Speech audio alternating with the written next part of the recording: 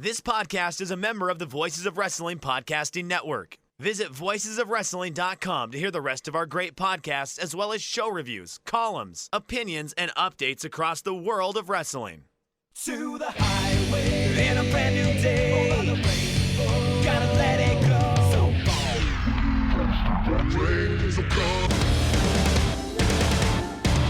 Fast to freedom. Stars tonight together. Here everyone is singing.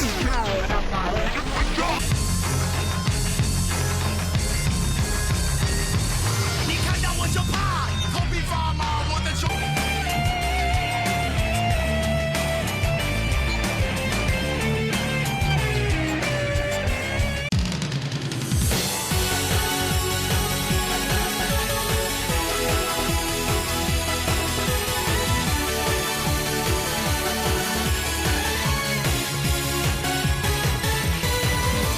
Welcome back to Open the Voice Gate, Rewind and Rewatch Episode 5, covering The Ultimate Gate 2010. We are members of the Voices of Wrestling Podcast Network. You can find our podcasts on the Voices of Wrestling feed or on the dedicated Open the Voice Gate feed. We are on all podcast platforms and apps of your choice, and we're on Twitter at Open Voice Gate. I'm one of your hosts. It's your old pal, Iron Mike Spears, and I'm joined, as always, by my co-host, Case Lowe. How's it going, Case? Stressed out, Mike. It has been a stressful few days in the Low compound. Lot going on in my life right now that's not super positive, but I'm safe. I'm healthy. That's the stuff that matters. It's a time of change for me and a time of change for Dragon Gate USA, and there is so much to talk about this episode. Yeah, it's kind of wild that this is the 5th episode of this, and in a lot of ways it's kind of been our weekly or bi-weekly mental health check on each other. That like now I had like my points of despair. Now I'm like, I don't know if I want to call myself full on black pilled, but I'm kind of like, okay, this is happening.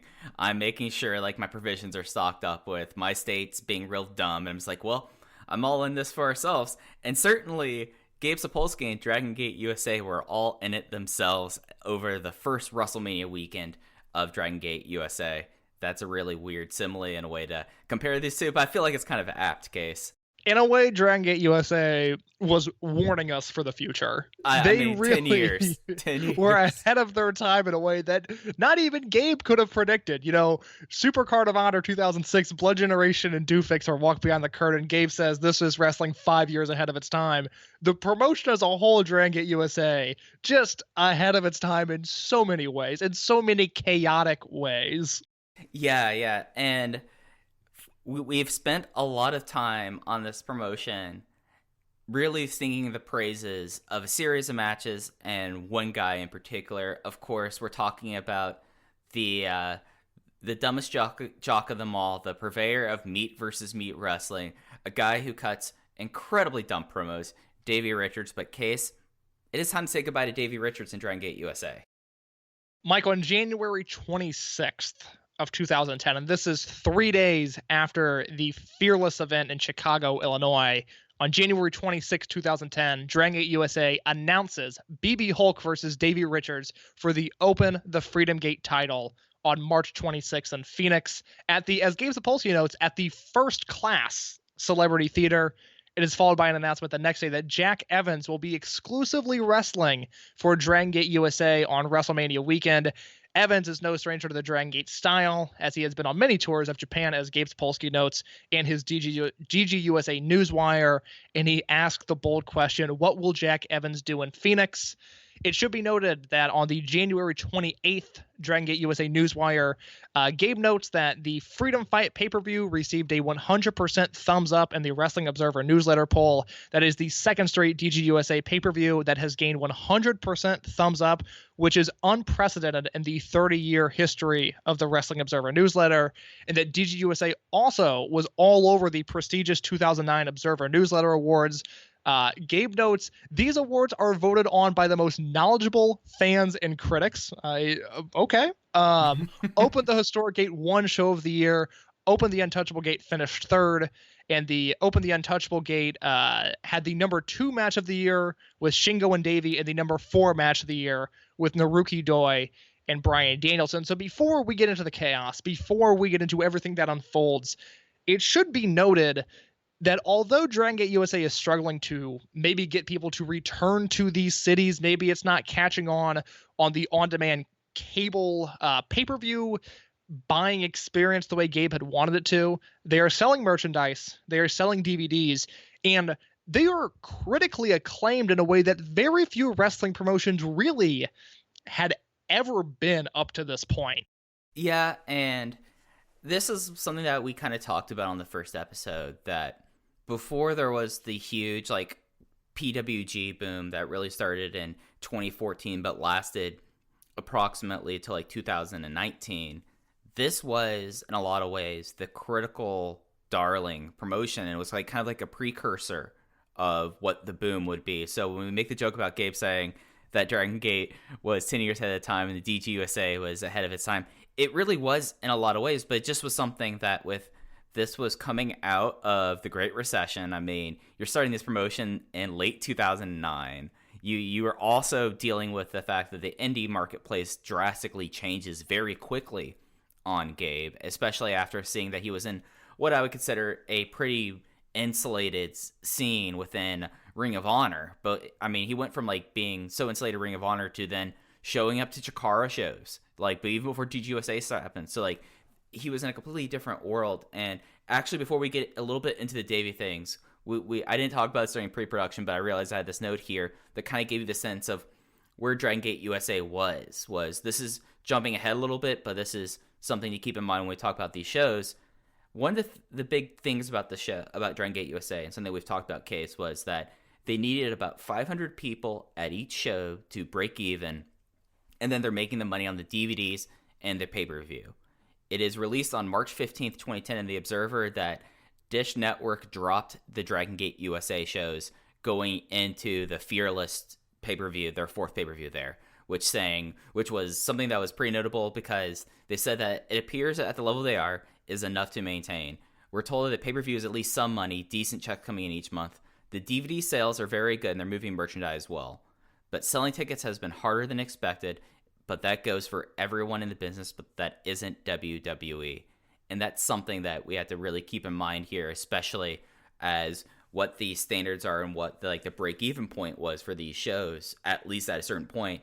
Now the game's starting to change and switch up on them, and this weekend is the first weekend that they have a back-to-back show. And I think we're just so far along in our timeline that it's easy to forget with the existence of All Elite Wrestling and the indie boom that came before it of PWG selling out in seconds and Wrestle Circus and AAW and these super indies becoming not only prevalent, but prevalent in a way where they're able to draw live gates. That it's uncommon. I mean, it's a rarity in the landscape of American professional wrestling since the 1980s, I guess 1990s, because, up until WCW dies, that companies are able to make money or at least have, the shot of making money through their live gate. And that is something now that, we're seeing AEW, when they're allowed to have fans in the building, they draw really respectable crowds. But, TNA was never really able to draw in the States outside of one or two pay-per-views. They dominated the San Antonio market for a few years. The Lockdown show with Kurt Angle versus Samoa Joe, I believe, is still their most attended show in the U.S., but they were never a company that was able to get people to come to the building. And Gabe Sapolsky, for as brilliant of a booker as he has been at times, has never been able to get people into the building unless he's using NXT branded talent. Yeah, and I don't know what the exact number was, but for Ring of Honor in of itself, going across its history, it was a promotion that about 1,500 to 2,000 was topping off for them. And even before the NXT things, like the biggest grossing shows for Gabe, I believe, was Joey Janela's Spring Break 2. That had 2,300 people there. And I was in New Orleans, and you could see the big difference between a couple of the WWN shows and then Joey Janela. So, it's something that's kind of been the story of his entire career, is that he had issue getting people in the arena, even though he's able to say, these critical fans like it. We had 100% thumbs up with Dave Meltzer. He got the Wrestling Observer Booker of the Year award for 4 years straight, and the first 2 out of the first 3 Dragon Gate USA shows were considered some of the best shows in 2009 and had the top match of the year and had the number 4 match of the year. So there is a disconnect that's happening that I felt like that is worth bringing up now before I didn't mean to completely sidetrack us about our Davey talk here, but this is something that as this is happening, I feel like this is something to keep in mind. January 29th, 2010. A tweet from the Dragon Gate USA Twitter account. Effective immediately, Davey Richards has been removed from all DGUSA and Evolve events. I have been advised not to make more comments now. That is followed by a statement on February 1st, the DGUSA Newswire, in which Gabe Sapolsky writes, Wesley Davey Richards is no longer with Dragon Gate USA. Open the Freedom Gate champion BxB Hulk now has an open contract for the March 26th event. Hulk says he wants the toughest, most skilled opponent possible. He guarantees a title match that you will never forget. And then goes on to do all of his plugs. So we are now at a point, a week after announcing the main event for your flagship first ever WrestleMania weekend shows, the American that you have built your promotion around, the American that has drawn the most eyeballs to the promotion, the American that has had the best matches in the promotion, is now gone. And unfortunately, it wasn't as simple as just a tweet, and it wasn't just as simple as a peaceful goodbye. Things would get much more intense. The February 15th, 2010 Wrestling Observer newsletter has the bulk of this information, where it says, and we'll do this in the most concise way possible, that Davey was earning $350 per match for regular Ring of Honor shows and $250 for the television dates. When Gabe Sapolsky started using him, Gabe was trying to use less and less Ring of Honor talent when he started up his new groups, both DGUSA and Evolve, fearing that there would eventually be some sort of retaliation or some sort of contractual dispute. But Gabe had offered Davey $500 per shows to be the top star. So not only is Davey working Dragon Gate talent, he's going on Dragon Gate tours, and there was an entire promotion that was initially based around Bryan Danielson. Well, who was the successor to Bryan Danielson? Well, it's Davey Richards. So Davey was financially compensated for attempting to make the jump to Gabe, and then was creatively rewarded, at least in theory, for those ideas. According to Gabe Sapolsky, he thought Richards only had a contract that related to Ring of Honor television, which, as I said, makes sense because he didn't want a problem like this to arise.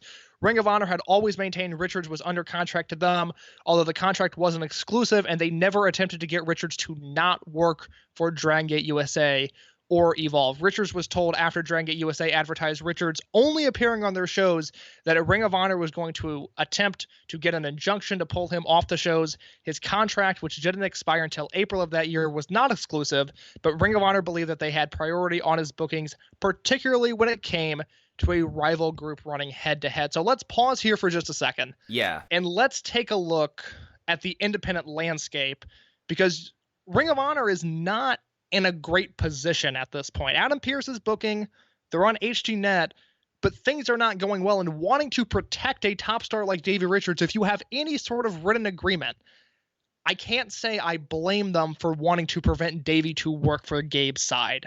Yeah, and I last night compiled a ridiculously long doc of basically the whole entire thing, and the first mention they have of Davey and Dragon Gate USA was they were under the belief that there was no contract. However, ROH isn't saying anything negative about it. So it seems like, at least my read of the situation was that when he agreed to come aboard WWN, as I'm just going to call them, it's just easier, that's what they're called now, I think Gabe and Sal Hamoai were under the impression that there was just not going to be a big deal. And this kind of continues. The Observer talks about it 2 weeks later that he is under contract here. And everyone seemed to be out in the dark. And this kind of is a real depiction of the landscape that Ring of Honor was in. Something that I pulled that I really wanted to talk about. This actually is from Brian Alvarez in the Figure 4 Weekly from August 25th, 2009. This was about when Danielson signed, and it said that Davey Richards was rumored, and the rumor probably got started because Danielson's ROH contract expired, and he was scheduled to work the Dragon Gate show next month. Since Richards also scheduled to be on that show, people assumed that he wasn't on contract either. This is an important point because someone on the WWE side noted that WWE, even if they're keep close tabs on the shows, we're not going to make offers to anyone under contract in a wrestling company in the United States. Of course, the WWE source added, there's been a few blunders where Johnny Ace's incompetence created situations that wasn't the case. But right now, WWE isn't really even aware of Ring of Honor. Yeah, that is a very damning look at what is supposedly the number 3 in America, in a company that, again, it's not like Ring of Honor was a hole-in-the-wall indie. It wasn't your local VFW joint. I mean, it's Ring of Honor Professional Wrestling, and they're on TV, but we're still 6 or 7 years from the indie boom, or I guess the signing boom, rather. I mean, Bryan Danielson's signing with WWE was more of an anomaly than the trend at this point. And so the idea of Johnny Ace, who I think anybody listening to this at least knows his signing patterns, it doesn't surprise me that Johnny Ace is not sitting down and watching his HDNet tapes. I mean, it makes sense that the independent landscape is purely independent, that idea of working towards a contract is more of a pipe dream than it is a means to an end. Yeah, and I didn't include this into my document, but there was like a comment made about when Danielson signed, it was more of, well, I guess this is the time I sign.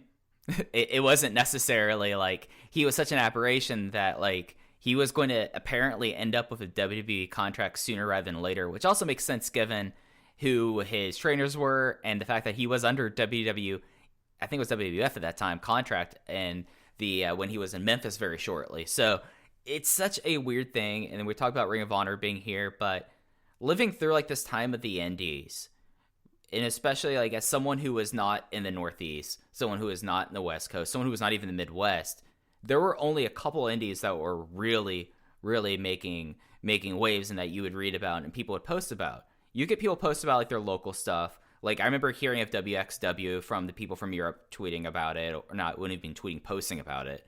But really, you had Chikara is probably at its business peak at around this time. It was getting constant coverage.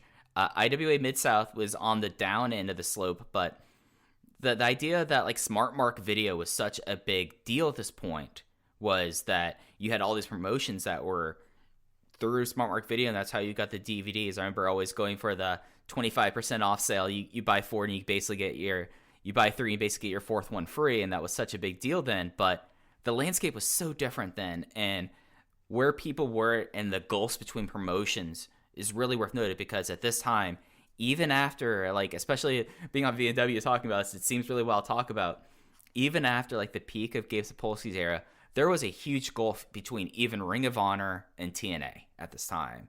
And it's something that only really changed, as you said, like, the last 3 or 4 years. Yeah, loyalty and just the way that is looked at in America has certainly shifted. In Japan, it's another story. And back to Davey, another key factor of him choosing Ring of Honor over Dragon Gate was Davey, who had recently gone on a tour of Dragon Gate, which we talked about in the last episode, was leaving their promotion in Japan because he was booked on the upcoming Best of the Super Juniors tournament for New Japan, and was hopeful at the time that it would lead to regular tours, which indeed it did. So all of this transpires, and Davey ends up telling Gabe at the January 22nd AAW show that he's pulling out of the Dragon Gate shows in Phoenix because he signed a new contract and he can't work them for legal reasons. He also told Sapolsky at the show that he wasn't going to be doing any more tours of Dragon Gate because he was going to be in New Japan. He said that he signed a new contract because they gave him a raise to $500 per show, and Ring of Honor would be running more than Gabe would, which makes sense. So there immediately becomes a bit of an issue here, because Dragon Gate does not like, I guess, Dragon Gate has a very specific way of doing things. And when Dragon Gate was made aware of the situation, they did not want Masaki Mochizuki doing the job, losing to Davey the next night to someone that was leaving not only their company, but was moving to a rival Japanese company. But Gabe talked them into it, saying that the match would air on the March 5th pay-per-view, which would help set up Davey versus Hulk in Phoenix. Davey would job on the way out, the way business is supposed to be done, and everything would be okay. But Dragon Gate was not happy about Masaki Mochizuki losing the title.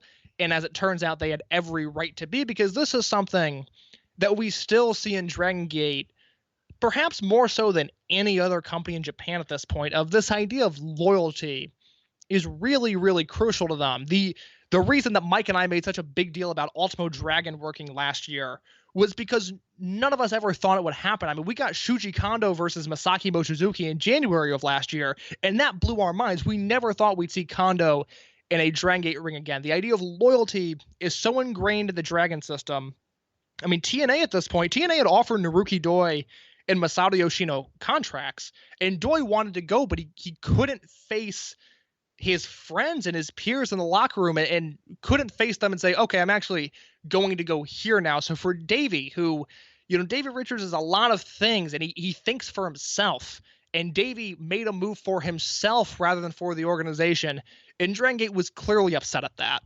Yeah, and this is something that we will kind of get into when we get into really 2011 and 2012 DGUSA. But there's a system, at least with how Dragon Gate views the Gaijin and how really Japan views Gaijin, that it is acceptable, and they expect that, okay, dating back to Bruiser Brody, that Gaijin won't necessarily say faithful unless they come up through our dojo or they spend a lot of time there and become members of the family. And Dragon Gate was, at this time, I believe, and I know it's especially is of the time now, was a collaboratively run promotion. It was basically, the big joke for a long time was that Genki Horiguchi was always the person in the Observer Awards as Dragon Gate Booker, when he was really not the Booker. He was just the guy that would tell the Gaijin what the results were, or what the bookings were. So that's what they extrapolated that as, when in reality, it was a very collaboratively done company. I mean, people... Well, it still is. I mean, the roster sets up the ring and tears down the ring, to my knowledge, and it could be different now, but BxB Hulk is the one that runs merch, and you see the guys almost like an independent promotion.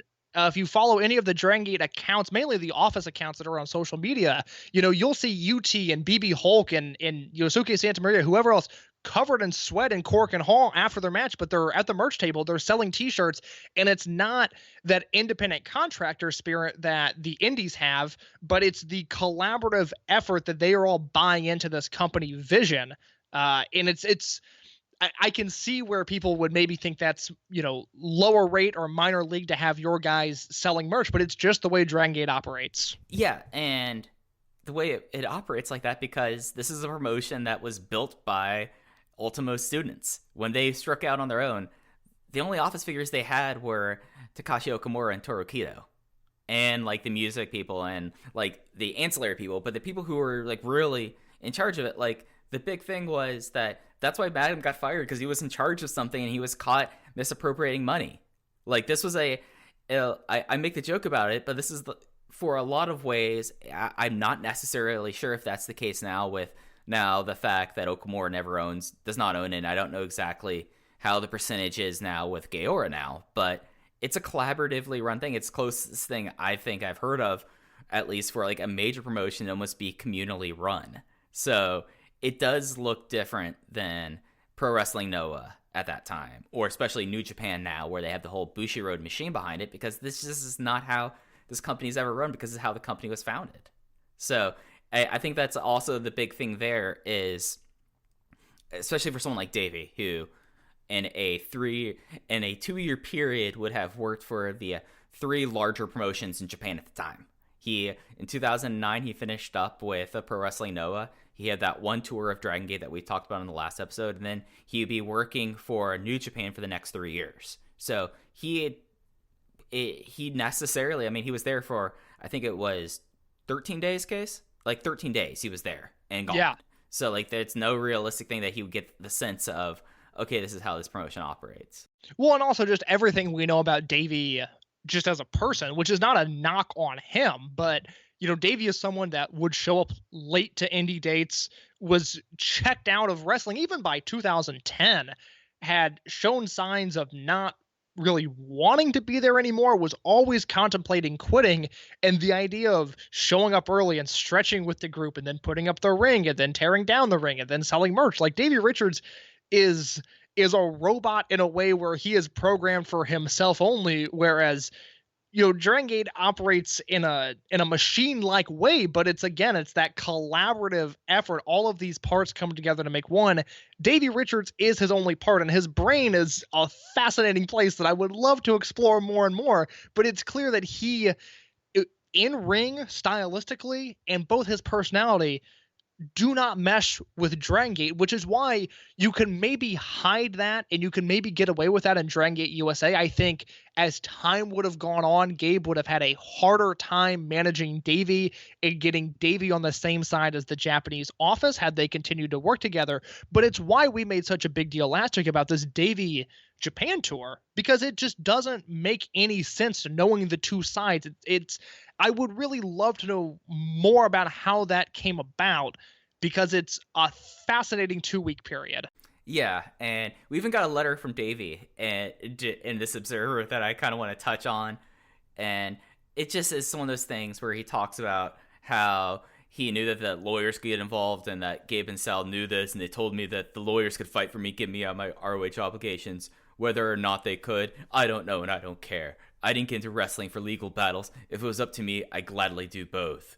And it's just very Davey, kind of like how his mindset is. And there's a lot of like background in this one Observer. I think that the published date of this is March 15th or February 15th, 2010. So this is one of the lead stories in Observer. It's one of the few times that Dragon Gate USA is one of the lead stories. So it's definitely worth checking out because there's a lot here that kind of crystallizes how everything is. So I think we were on this, or were we talking about one of the Gabe posts now? Yeah, I mean, it's at a point now where they had both threatened lawsuits and they had both talked a big game, and then at the end of the day, Ring of Honor had a written contract, and they had more proof than Gabe did, who Gabe, wrote a lengthy MySpace post in the middle of February talking about how 95% of the time his trust pays off. He's a guy that likes to trust people. He had been working on verbal agreements since 2002, and he understands that things happen, guys get injured, planes don't take off, whatever. But at the end of the day, Gabe advertises people on shows. He expects them to be there. And Gabe is a fragile human being himself, and that's not an insult to Gabe. I blew up in a Zoom call today. I yelled at a bunch of people over Zoom, which is humiliating, but it's what happens. I have defended Gabe for a long time because I understand why he is the way he is to some extent. And I don't know him personally, but just his public persona, I empathize with it to an extent because I understand where he's coming from a lot of the time, even if he is wrong. And this is a situation where he's ousted from Ring of Honor. He has this new promotion, which is in a very weird spot, like we talked about at the top of the show, where there's critical praise, but he's already struggling with the business of it. And his guy that he had pushed all of his chips in on was now no longer working for his promotion. I understand why Gabe would be upset. I mean, it makes sense. So like I said, both sides talk a big game. No lawsuits end up coming out of it, but Davey is confirmed not working for Dragon Gate USA again, and Davey never works another DGUSA show. I've got a little bit of a blog post from Gabe Sapolsky here, the MySpace article that I just mentioned, where Gabe says, "That's it. It's over with. It's in the past. I learned from it and will be better in the future. The focus is now on Evolve on March 13th and on Dragon Gate USA's first double shot on March 26th and March 27th in Phoenix. March is going to be one heck of a month," Gabe says. "I started working on new lineups last night, and we have some exciting stuff in store for you. If TNA didn't pull the talent in 2004, there would have been no Generation Next. If Steve Corino made the Chicago booking, there would never have been the 5-star Samoa Joe versus CM Punk match, which in turn led to my favorite all-time moment when Austin Aries defeated Joe for the belt 2 months later in Philly. It isn't about what happened in the past now. It's about what you make of it for the future. And I promise you the future is going to be very exciting and memorable." So Gabe saves face to an extent. I mean, he is clearly motivated by this to put on a better show and to book stronger cards. Whether that happens or not, Mike and I will discuss. But we are now at this point where Davey Richards is firmly in Camp Ring of Honor, and there is a tension between Dragon Gate USA and Ring of Honor that lasts through Dragon Gate USA's entire existence. Yeah, and this is something that if it wasn't going to be Davey, I bet there would have been another person that would cause this tension. It was just natural. Gabe was someone with that promotion from 2002 to 2008. The person one of the people that he found to buy the promotion after Rob Feinstein's scandal and Doug Gentry passed away was still in control of the promotion at that time. There was still, as we talked about on episode 1, that firing was not a pretty firing.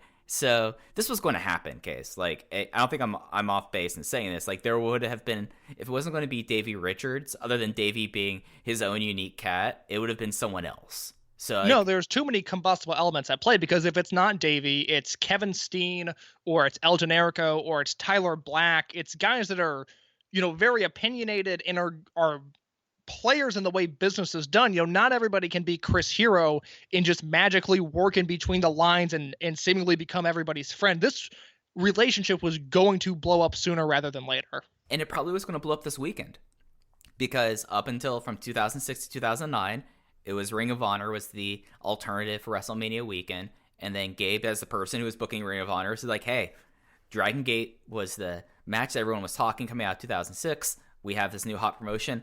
We're going to be in Phoenix as well. And that became a huge thing. And arguably, probably the reason why WrestleMania weekend ancillary events became such a big thing was Gabe showed, like, okay, it just wasn't, because how Ring of Honor still was. Ring of Honor was still the obvious number 3, but showing that what would arguably be the number 4, number 5 promotion in 2010 was able to run these shows and not completely take a bath, pretty much meant, like, okay, this is going to be a continual thing to current day. So, like, 10 years ago, like, this was, like, a big crowning moment, I feel like, on the United States Indies, the fact that this weekend even happened. I think my last note on the Davey situation is in his 2012 High Spot shoot interview, which is called Davey Richards, the Man Behind the Hunt, in which Davey... I had not seen this shoot before, which I have seen most of the High Spot stuff from around this time, because 2012, you're dealing with Steen and Ring of Honor. You're dealing with the fallout with Jim Cornette. But guys are talking, like Roddy has a shoot interview. There's a Steve Corino, Jimmy Jacobs shoot. Kevin Steen has his own shoot interview, which spawns the Kevin Steen show. Like, there's a lot of content from that time that's really enjoyable. I had never seen the Davey shoot interview, The Man Behind the Hunt, in which he sits in the High Spots warehouse in the High Spots ring in a hoodie, like kind of like sitting in the corner like Ravenwood, but it's Davey, and he's like in an Affliction shirt for part of the time, and he's in a hoodie the other part of the time, and it's so uncomfortable the way it's set up. Like, it's so Davey, which has been one of the most fun things about this project, is just reliving just Davey Richards in the flesh. It's been just a wonderful experience. But Davey says what convinced him to stay with Ring of Honor was Kerry Silkin saying to go ahead and work both shows, that Davey could work Ring of Honor in Phoenix, while Davey was saying that Gabe said Dragon Gate USA was created to put Ring of Honor out of business. According to Davey, Ring of Honor allowed him to work both shows, that the idea would that Ring of Honor would have first priority, and then the issue came when Gabe told Davey that he must only work Dragon Gate USA and Evolve. Gabe would indirectly dispute those claims in his March 2015 shoot interview that he conducted with High Spots. It was Matt Stryker as the moderator for whatever reason, and then it was Gabe Sapolsky and Adam Pearce kind of shooting back and forth. Gabe says he made the most money he's ever has in the wrestling industry in 1998, selling ECW programs when WWE, WCW, and ECW were all doing well. So he understands that, for wrestling to do well, multiple promotions have to exist and have to be healthy. But the reason I bring this up is, and I kind of said this a minute ago, but the tension between the WWN family and Ring of Honor, first of all, still exists to this day. I mean, guys do not work both promotions, but in the Dragon Gate USA sense, and we'll talk about it, 20 or so episodes from now, but in 2012, Ring of Honor tried to get Gabe to come back and accept a plaque for the 10-year anniversary show and all of this, and the battle lines were still drawn, and it's something that now, because the two promotions are on such opposite ends of the spectrum, where Ring of Honor, was in a rebuilding phase, but they're whatever they are. They're the number 3 American promotion behind AEW, I think ahead of Impact, but they're in a weird spot. And then Evolve is NXT for NXT, which, their whole relationship is still very strange to me. PCAA. Exactly. NXT AA. There you go. But guys still do not work for both promotions. And there's a point in time where a thing on the indies becomes, if you can book Ring of Honor guys versus Dragon Gate USA guys, that becomes a drawing match. And there's nothing like that on the independent scene now, just because, and it's probably, it's probably for the best that there's not as much tension. But like, I remember PWG in 2013. Yeah. I mean, that was a huge factor to PWG's success, was that they were able to get all of these guys in one place. In 2013, they booked Adam Cole versus Johnny Gargano, which was the Ring of Honor World Champion versus the Open the Freedom Gate Champion. And as a fan, I looked at that as a really big deal, because you just don't see that crossover to this day. So this set the precedent for the next decade of independent wrestling. Yeah, and especially what you would see in especially like 2016 through 2018 when people would be unhappy if Ring of Honor would jump to Evolve at that point. There was the chasm, and this was the chasm. And it's something that's kind of forgotten that I feel like that was important for us to bring up, even in the auspices of this guy who actually really enjoyed on these first 4 shows. It's something that Davey, before this point, I always thought he was fine. But like watching these shows and watching these matchups, then again, he was against some of my favorite people in Dragon System history, so that helps. But this is like the end of like the true first chapter of the promotion. And losing Davey, I think in a lot of eyes, and I think as we're going to look at how this promotion is covered as well, things change a little bit with that, with the exception of WrestleMania weekend. And here's one more thing that I have from the same observer that was talking about the pay-per-view situation, March 15th, where they're talking about how the business is that the Phoenix shows should do well, especially the March 27th show Phoenix is doing very well. Great Dave English right there. But Gabe Sapolsky readily admits that Phoenix numbers aren't indicative of anything. Even if they do 1,000 in both nights, and they may hit that the second night with a good walk-up in the local community at the Lucha Libre market means something. That is not a sign that things are turning upward. The key going forward is that they'll be mostly doing double shot weekends. The big expense is bringing the Dragon Gate wrestlers in Japan, and prorating it over the 2 shows means they can do okay with $350 a night. So we're less than a year in the promotion, and we've gone from they have to sell 500 tickets to now they're selling 350 across a weekend, so 700 total.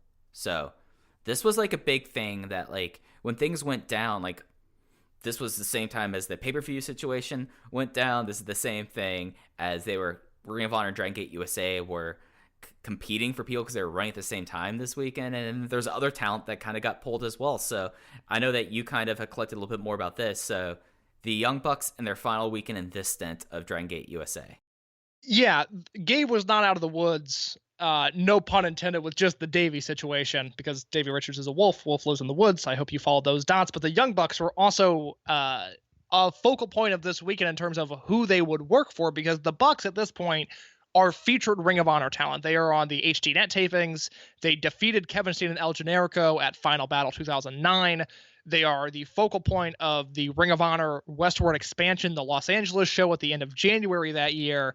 But they recently signed TNA contracts. So initially, TNA had pulled the Young Bucks off of the Dragon Gate USA shows. Now, that was never made public. There's no news update saying that the Young Bucks are off the shows. This was done in private. Gabe, with his world falling apart, and, rightfully so, made a frantic call to Terry Taylor. They got into a big argument over the phone, and Terry Taylor eventually said, well, let's not get lawyers involved.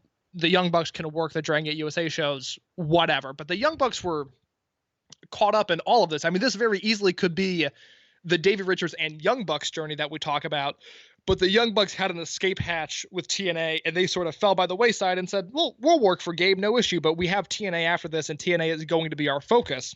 And to circle back to the loyalty argument, the Young Bucks have talked about this pretty extensively whenever the topic has come up, that they were really close with the Dragon Gate guys. They had done 2 tours there in Japan.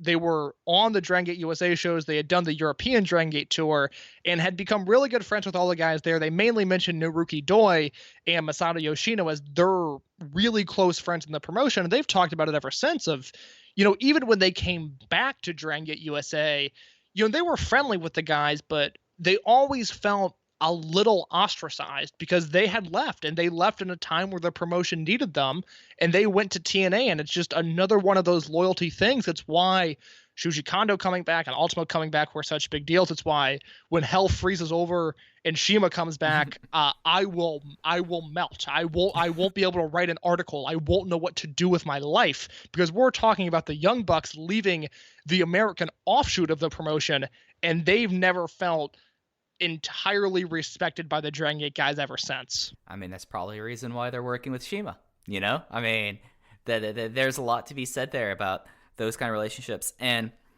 also, like, when we talk about Gabe rebooking this weekend, clearly, as we've talked about in the first few shows, one of the big matches probably for this night would have been, because of the 6-man match that was undoubtedly going to happen on Mercury Rising, Speed Muscle versus Young Bucks was heavily pointed towards, and by this point, by Chicago, so by Fearless, They already knew that they were on the way out. They had them drop the first fall in that 3-way tag match, and there's no more Speed Muscle versus Young Bucks match happening on a show that really desperately could have used it.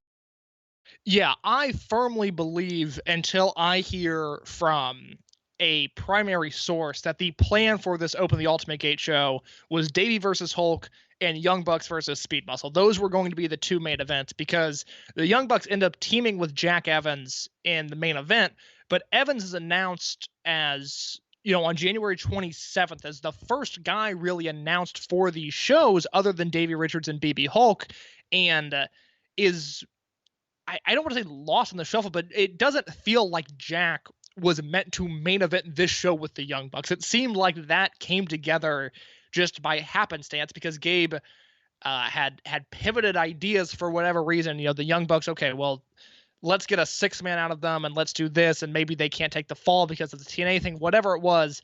I firmly believe, until I hear otherwise, that Speed Muscle versus the Bucks was the plan for this show. So I think at this point, we're ready to kind of go into the general timeline, unless you have anything more for the Bucks and Davey Richards. No, I think that's a pretty honest way of looking at things. I would love to know what the primary plans were for that card, because I think you're dead on about this. I could have seen like Jack Evans maybe doing something with CIMA, because that was a pretty big moment, at least for Dragon Gate watchers. The fact that Jack Evans, who was the first big gaijin for Dragon Gate, was back on these shows. Like, I remember thinking of that, and one like the few instances that I felt like Gabe was doing booking for the Western Dragon Gate fans, I thought getting Jack was a big deal, but it was not.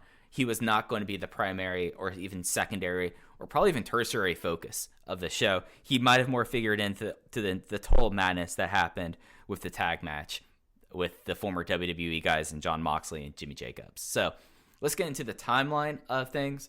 Other news and notes that happened in this time period. That I mentioned this a little bit earlier. They announced a Lucha Libre match on the show. This was not in the pay-per-view. It was on the extra bonus disc on the DVD set, and it kind of piqued my interest just because of who it was, and remembering at the time people who went to the show saying like, "Oh, this match was terrible, completely killed the crowd," and it's pretty noticeable there. But they booked El Hijo del Rey Mysterio, and LA Park defeated Derek Nykirk and GQ Gallo, and it seemed like at this time that this was Gabe trying to reach out to the Latinx population and trying to get more of a walk-up audience here, but it just was one of those things that was announced on the show and was used there. But there is one person that we really have to talk about, because he weirdly kind of featured his way into the show, Case, and you know who that is? Who's that? That is Bob Saget. Yes, let me run through a few things real quick, and then we will get to Bob Saget, because he's coming up. I want to do a sports radio, don't miss. You'll never believe who is on these Dragon Gate USA shows that's coming up next. But first, February 4th, 411 Mania reports that there was some heat with the main Dragon Gate office in Japan over how the Davey Richards situation was handled, and that, quote, "The feeling is that the company will mainly focus on the Japanese talents now, since they can be trusted to be completely on board," end quote. Mike and I will debunk that theory in just a few episodes. On February 3rd, it is noted that the Freedom Fight pay-per-view received 100% thumbs up in the Wrestling Observer newsletter. I think I already said that. February 9th, Gabe has a long newsletter about how from 2006 to 2008, the highlight for many fans during WrestleMania weekend, he calls it the weekend of Mania, actually, was the Dragon Gate 6-man tag match, and he announces the Mercury Rising main event. The 6-man tradition returns. CIMA, Gamma, Dragon Kid versus Naruki Doi, Masato Yoshino, and BxB Hulk. That is not all for CIMA. On February 12th, my birthday, CIMA posts a MySpace message challenging the Young Bucks. He says he's still angry that he lost to the Young Bucks on the first pay-per-view, and that he knows that he wants them in a 6-man tag match. CIMA's bringing over his best partner in Gamma, as well as Dragon Kid, and the Young Bucks can pick whoever they want as their partner. February 15th, the Young Bucks accept the challenge, and they choose Jack Evans. March 1st, it is announced that a title versus title match will happen on the Open the Ultimate Gate show between Open the Freedom Gate champion BxB Hulk and Open the Dream Gate champion Naruki Doi. This is the top belt in DGUSA versus the top belt in Dragon Gate proper. And then we have the March 16th DGUSA Newswire which I will read verbatim because Mike, brought it up just a second ago. But I want to read Gabe's writing in particular. He says the March 26th event in Phoenix just got much more interesting. We will be kicking things off with a bang. The first match will feature a top Dragon Gate star wrestling in a segment that will be taped for a new A&E series. This will put Dragon Gate USA on national TV. What will really make this unique is a celebrity star that will be a part of the segment. Now, we can't mention the star by name, but we promise you that you will see a combination of people in the ring that you will never have dreamed possible. Wait till you see how Dragon Gate Mania starts in Phoenix on March 26th. You've never seen anything like this before, and it'll never happen again. Anything is possible when the national TV cameras of A&E start rolling. We hope to have more information soon. And is this where I should cut in with what Dave said right Mike, afterwards? please cut in, Mike. All right, so this is from the March 29th, I believe it was March 29th Observer. Yes, it is. Okay, so we have two things here from the Observer. The Dragon Gate USA and the ROH rivalry has heated up as Dragon Gate has made an offer for March 26th in Phoenix when both groups are going head-to-head, offering $20 off tickets to anyone who purchased a Ring of Honor ticket and brings their ticket stub to the gate. They're also doing a late sale for tickets. Looks like they're a little worried filling the building, with A&E filming Bob Saget's show at the venue. They are doing a reality show with 8 wrestlers, which started filming on 320 at SoCal Pro Wrestling show in Oceanside, California. They're also filming on 326. The wrestling are competed for something related to working with this promotion. The idea is that there are some unknown newcomers and some former names who have experience but fell off the wayside and are looking for the way back in. The names are Johnny Yuma, Jason Watts, Jason Rotundo, David Flex, Luke Hawks, who used to be in XPW, Brad Bad, Christina Von Airy, who is a name we'll be talking about a lot throughout this history shows, who is in AAA already, and Extreme Loco. So Bob Saget was here, and he was there on the 26th show. And there was another little tidbit about someone who's going to show up on the show. Should I read this tidbit, or should we leave this to be a surprise when we do the review of the show? I don't know who the tidbit is, so go for it. Teddy Hart is likely to appear on the March 26th show. He will not be advertised ahead of time. Gabe Sapolsky, years ago, vowed never to use Hart again, since Hart never listens to what he's told and likes to go out there and show off doing moves, whether or not that makes sense in the context of the match, the roles of the match, the storyline, or not. So, he's saying this the week before, Dave's publishing this the week before Ultimate Gate. And, wow, that is a lot of stuff to be throwing on. And I have to say, they probably made some money on that A&E thing, like giving up things like this, unless they did this for pure exposure, which I could see them saying, like, let's do it for exposure. But yeah. Oh, Gabe Sapolsky seems like a big exposure guy. I mean, that is how he's been doing business for a long time. Did you ever see, I don't know what this A&E show is. Did you ever see this? Did this ever surface anywhere? But I remember this was like a time period where Bob Saget was kind of coming back on the take because he was known for being such a dirty mouth comedian, you know? Like, he definitely was something here. Let me see.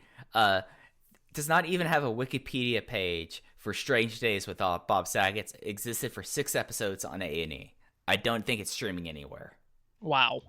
So, 2010, everybody. Like, this has been around when so this is 5 years after the Aristocrats came out.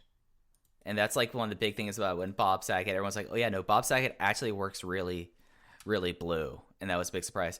But you could watch this episode of Strange Days with Bob Saget. It is episode 4 for $3 on Amazon Prime.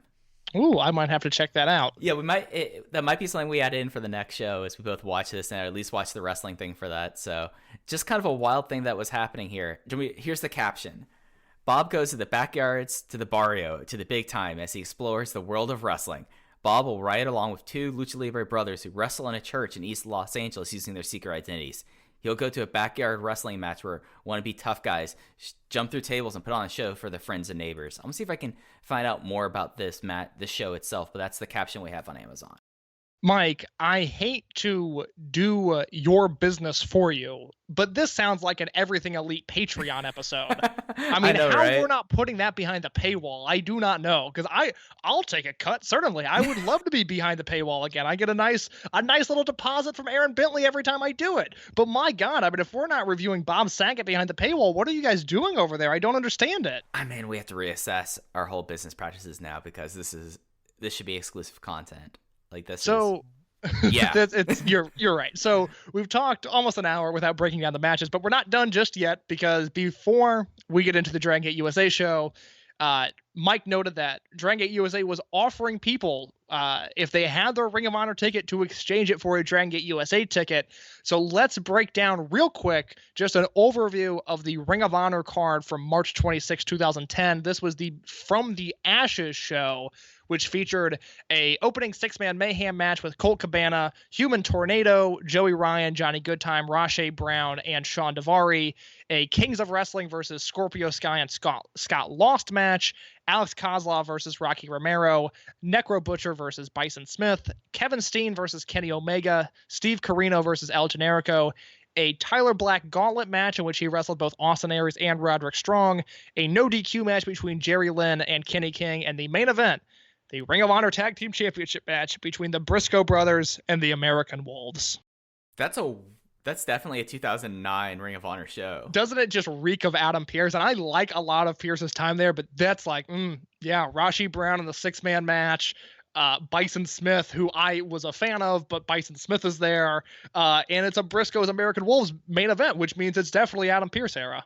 Yeah, and then Kenny Omega during like one of his three like random like US stints, but I think this was like right before he went over to DDT full time.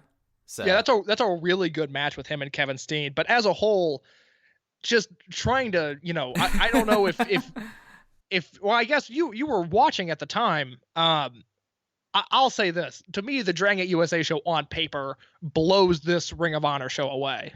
I'm not a huge fan of Pierce era Ring of Honor.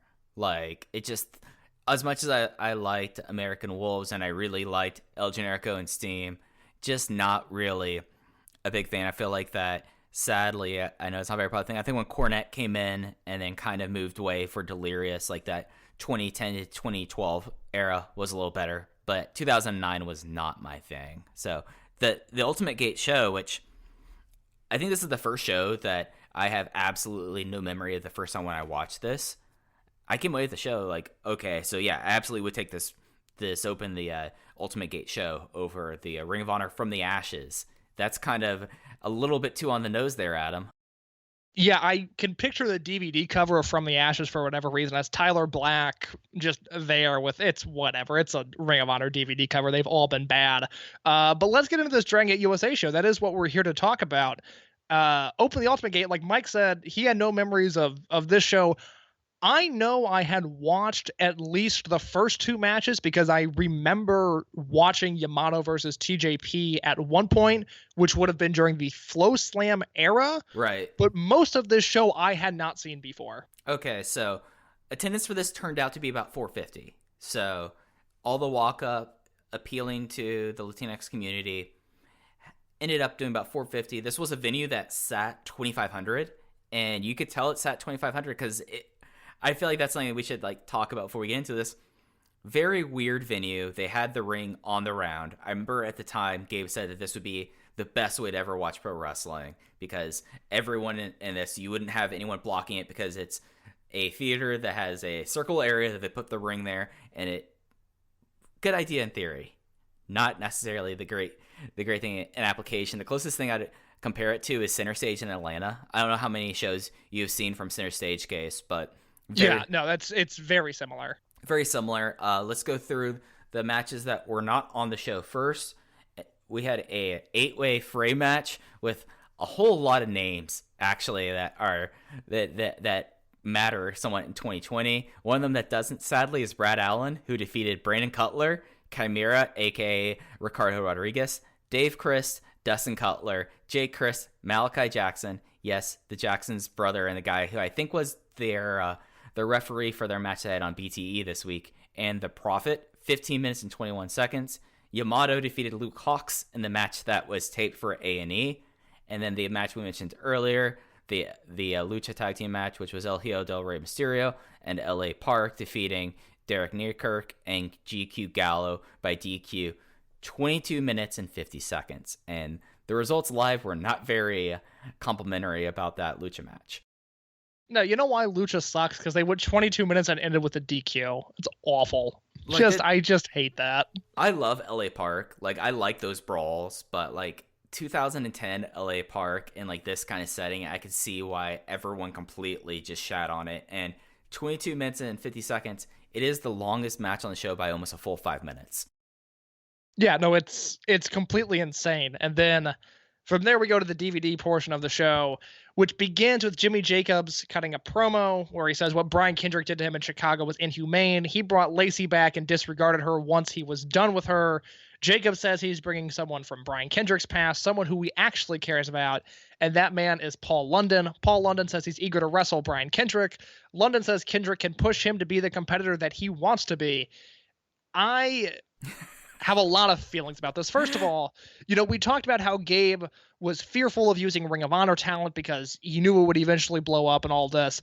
I don't love the fact that he's beginning Dragon Gate USA shows with backstage Jimmy Jacobs promos. And I like Jimmy Jacobs a lot, but this to me is like the last thing you would want to do, in my opinion, because this is no different than 2008 Ring of Honor. Like, this is the same exact thing that they were doing for that entire calendar year, let alone, the Jimmy Loves Lacey stuff. I mean, Jimmy Jacobs had been in the promotion in Ring of Honor since 2003, 2004. So why you would be doing the same production with the same guy, I have no idea. And I get that Gabe is technologically challenged and doesn't really understand production to that degree and has never really been an innovator in that field.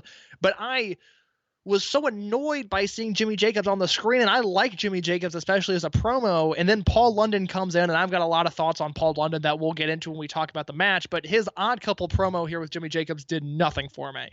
Paul London was...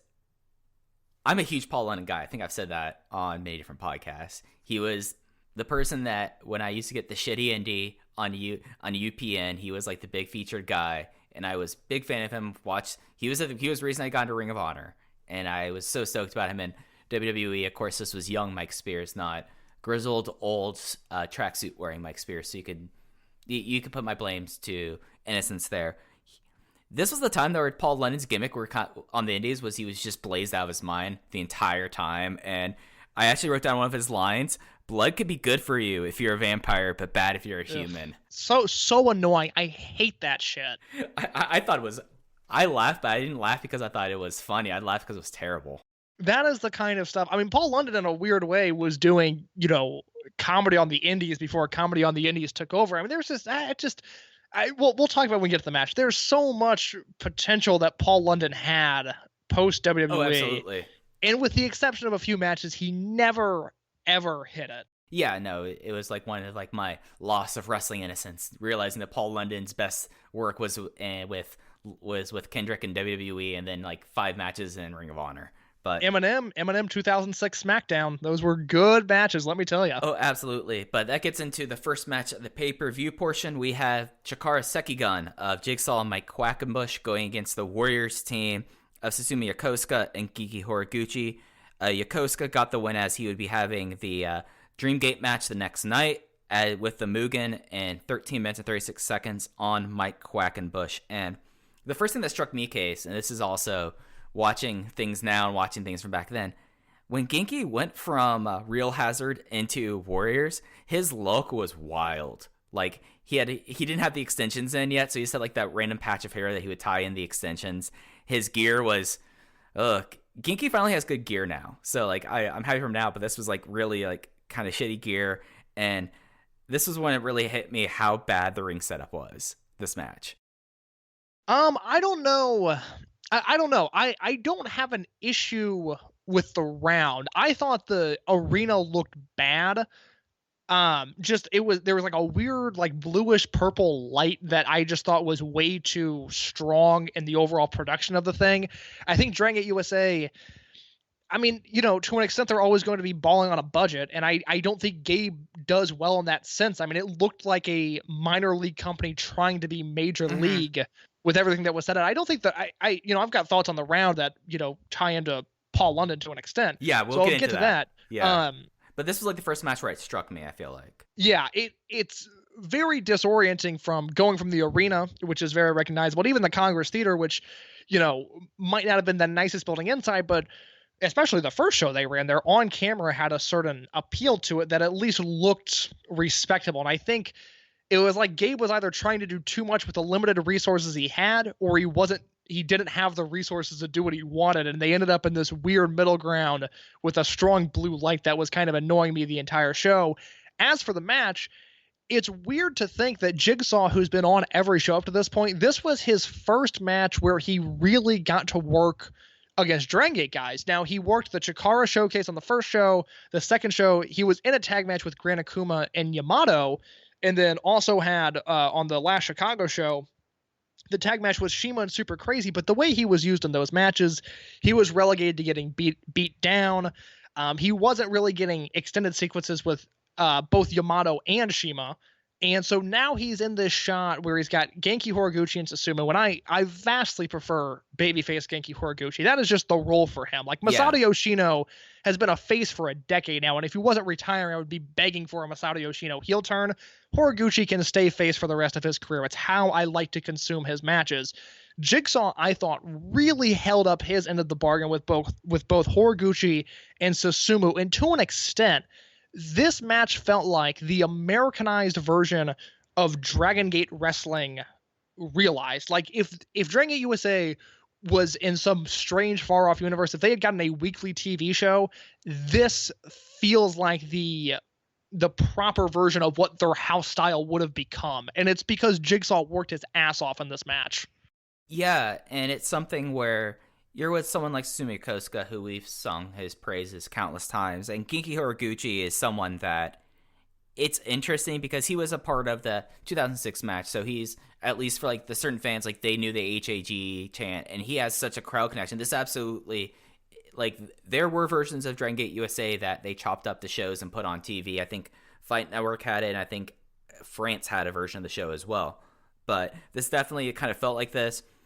I think it's probably something that, for Quackenbush's sake, he's probably better that he's in the ring now with with wrestlers who just don't want to eat his lunch. And someone like Susumu was great for this match because, I mean, Susumu Yokosuka is someone that, if you're not familiar with Dragon Gate, you get Susumu Yokosuka's style pretty immediately. He is just a power junior who loves to do his lariats, and then he goes for his big throws and his big underhook moves. So this all meshed in well, especially for like an audience that primarily it seems like was there, other than like the half of them that were there for like WrestleMania week and Dragon Gate stuff, and the half that were there for the Lucha match. This was an easy match for them all to get invested into, and I thought that in the way that it worked, I liked how Jigsaw was more incorporated in this match, and this really kind of like developed the storyline about Dragon Gate versus Chikara that kind of played out here, because it was the first time that you had Dragon Gate and Chikara without CIMA involved, and I feel like that kind of is the big turning point in this overall feud that they had. Yeah, without CIMA involved, and also without what would become Kamikaze USA. So it is the truest Dragon Gate versus Chikara match we've had up to this point. I gave it 3.5 stars. I thought it was an excellent opener. I was 3. I mean, I thought Jigsaw, it was good to see him here. I think he might have been a little bit, I don't want to say like, he was a little bit like over his head there, but he had it was a little rough going before things really started to gel. Like, this was a match that the final stretch was great, but like the first like few minutes wasn't doing a whole lot for me. So I went gentleman's 3 on that. But I thought that this is like an interesting point, because this was like one of the simmering storylines, that the big thing after the match was that Susumu and Genki shook their hands. They were the ones that went forward and tried to shake their hands. So now we're starting to see, like, at least it might be CIMA does not accept the Chikara guys, and Kamikaze does not accept the Chikara guys, but it does seem like other people on the roster are, and I think that was something that Gabe was trying to get across with that post-match thing. For sure. And then from there you move into Yamato versus TJP. Mike, what are your thoughts here? Well, you forgot about one thing. Between this, we had a short segment backstage. I was going to mention this. Yeah, I was going to mention the next one. No, go ahead. Yeah. Say your piece here, because I'll add on to it. Hints of music with Speed Muscle backstage.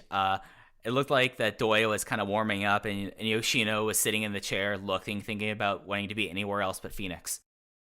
Didn't it remind you? So they did this after the opening match and then after the second match, where they just had Dragon Gate guys standing in a room with like ambient music playing in the background. Didn't it remind you of like a video game loading screen? It did, very much so. I couldn't figure out what they were. I couldn't figure out what the purpose of that was. If you sat down and asked Gabe and Sal, and from a very, a production background, what are you trying to accomplish with this shot? Mm-hmm. I would love to hear their answer.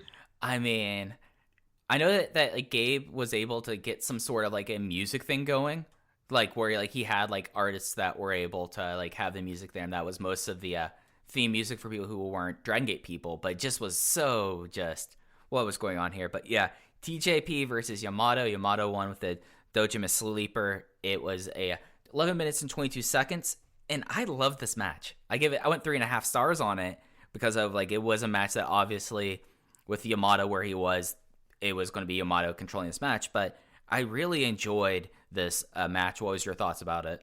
Man, I wanted to like this match because I really like this era of Yamato, and I really like TJP. I think first of all, this should have been done in Evolve, and the fact that Yamato never worked in Evolve data is wild to me because he is the one guy from this roster, maybe other than Mochizuki, that like could have killed it in Evolve. I don't know. It was a little awkward. It was slower than most of the TJP matches I like. I just kept on kind of waiting for that move, that strike, that kick, whatever it was, to draw me in a little bit.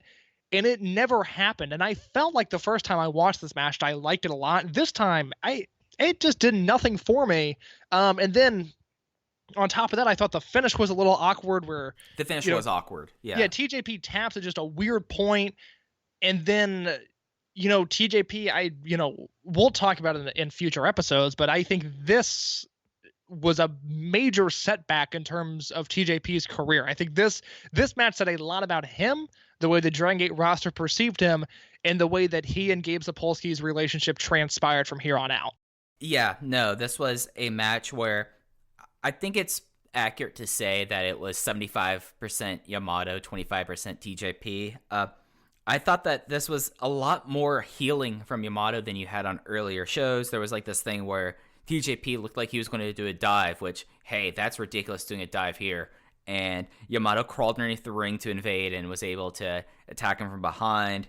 There was this like one moment that really kind of solidified what kind of match this was, where Yamato, when I said he went 75-25, was to a point that when TJP got the advantage, he did the old heel gag of sweeping the babyface's foot into the referee's groin. So the referee is debilitated, then kicking TJP low, and then TJP picked Yamato low, and that kind of gave you a sense of what kind of match this was.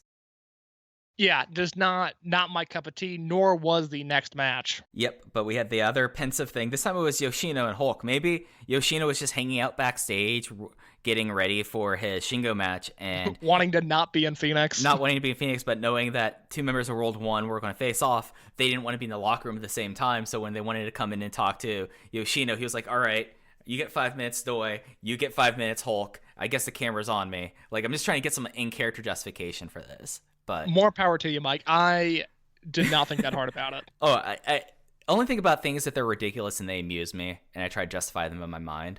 So that's why I did. But the next match, oh boy, Jon Moxley and Brian Kendrick versus Paul London and Jimmy Jacobs. Paul London was completely off his tits during his entrance, like just completely whacked out. And this is 2009, 2010 Paul London for you. This match sucked, though. Like, frankly, it just was bad. London had like a nice moment early on in the match and then got winded and just turned into this real big mess of a match. And really the only people who came out of this match looking somewhat impressive were Jacobs and Moxley, in my opinion. Kendrick got the win in 13 minutes 52 seconds with a small package on Jimmy Jacobs. So I hated everything about this match. Terrible match. It's weird. They start off and it's Jacobs kind of brawls with Brian Kendrick. Paul London pulls him off. Jacobs and Mox get dumped, and we end up with London and Kendrick squaring off. And it looks like, which I thought was odd because I thought they would build to that, and then sure enough, Brian Kendrick tags out, Jon Moxley comes in. So I at least like the setup to the match. But as things go along, the work is really sloppy. You can tell Paul London's not in shape.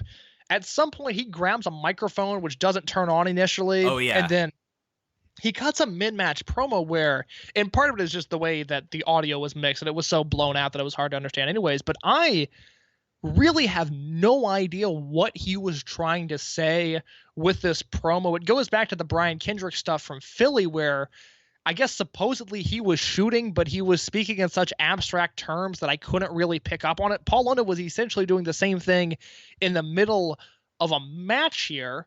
And then, Jimmy Jacobs gets caught up in a small package for the win. So that's the match. We'll talk about the post-match in a second. To me, this is the worst match in Dragon Gate USA history up to this point, because whereas Too Cold Scorpio versus Ken Dunn was bad, it was bad in a vacuum. This was offensively bad. This dragged down the show.